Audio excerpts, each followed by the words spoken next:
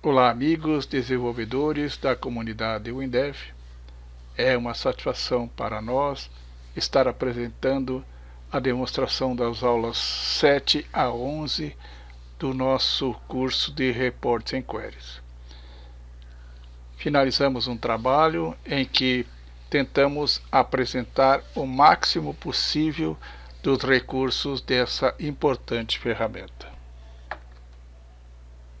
Na aula número 7, mostramos as diversas partes que compõem o gerador de relatório.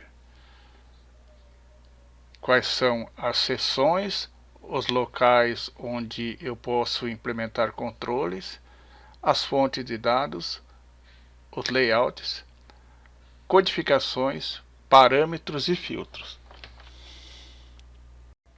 Vimos que um relatório possui várias seções.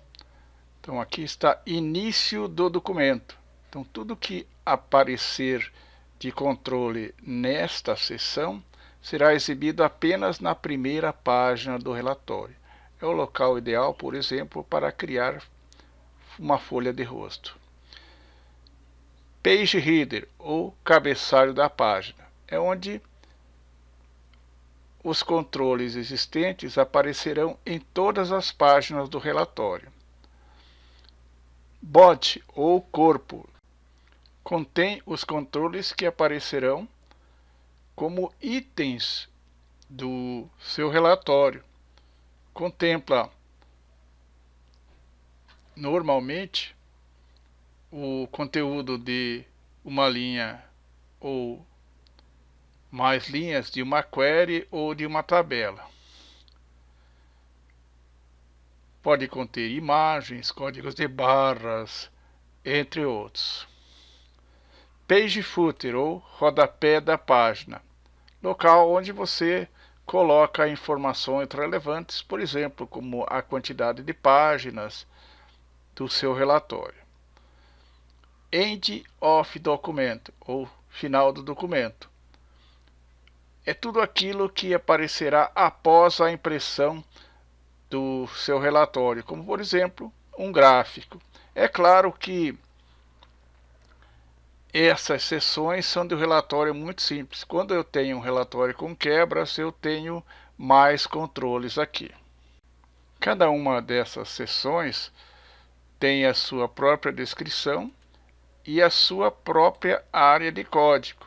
É o que a gente mostra no decorrer dessa nossa aula número 7, inclusive com relação a layout e fonte de dados. Como sempre, o nosso relatório foi integrado ao visualizador do relatório e está sendo exibido aqui em tempo de execução. Na aula número 8, aprendemos a criar variáveis no Reports and Queries, como codificar e como usar a função input da linguagem W para fazer a passagem de parâmetros e programar fora do projeto principal. Aprendemos como usar os parâmetros,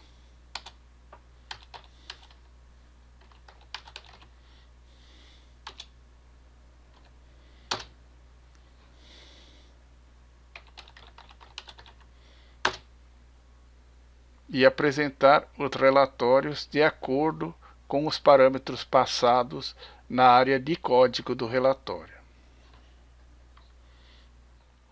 Na aula número 9, abordamos os relatórios avançados com Reports and Queries. Aprendemos como fazer engenharia reversa, como montar breaks personalizados com máscaras definidas pelo usuário e relatório de múltiplas colunas. Os destaques desta aula são a engenharia reversa de um código escrito em sentenças SQL e os relatórios múltiplos. Um relatório múltiplo é um relatório baseado numa query em que cada coluna representa um dado da query. Vou rodar rapidamente esse relatório aqui para mostrar esse importante recurso.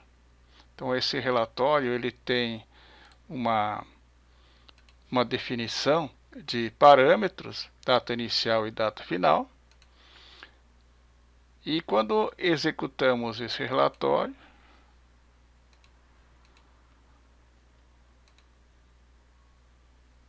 os dados são apresentados em colunas. Então, para cada mês da query, ele monta uma coluna no nosso relatório.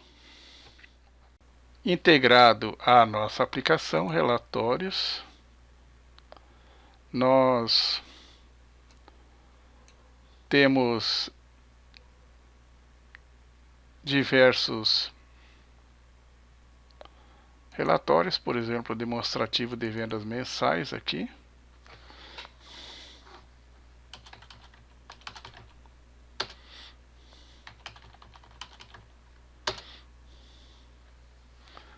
Notem o relatório de múltiplas colunas apresentado, integrado ao nosso aplicativo.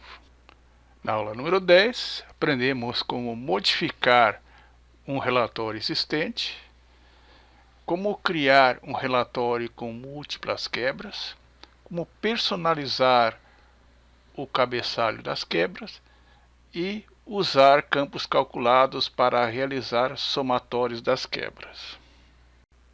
Esse tipo de relatório, que é o relatório de múltiplas quebras, me permite fazer agrupamentos por itens. Por exemplo, nesse relatório eu tenho aqui um agrupamento por cidade. Dentro da cidade eu tenho o cliente e dentro do cliente eu tenho o mês. Depois eu tenho a totalização por mês, a totalização para o cliente e finalmente a totalização para a cidade. A aula número 11 é a aula conclusiva do nosso curso, onde abordamos subrelatórios, inicialização dos relatórios com subrelatórios na área principal, incluindo os subrelatórios, parametrizando os relatórios e os subrelatórios na inicialização do projeto. Além disso, abordamos nesta aula a instalação da nossa aplicação e do Reports and Queries no usuário final. Na nossa aplicação de exemplo, colocamos aqui relatórios com subrelatórios, passamos a cidade,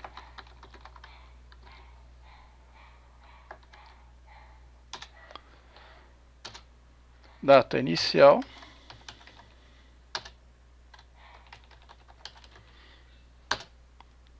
confirmamos e é montado o relatório com o subrelatório. Primeiro temos o relatório com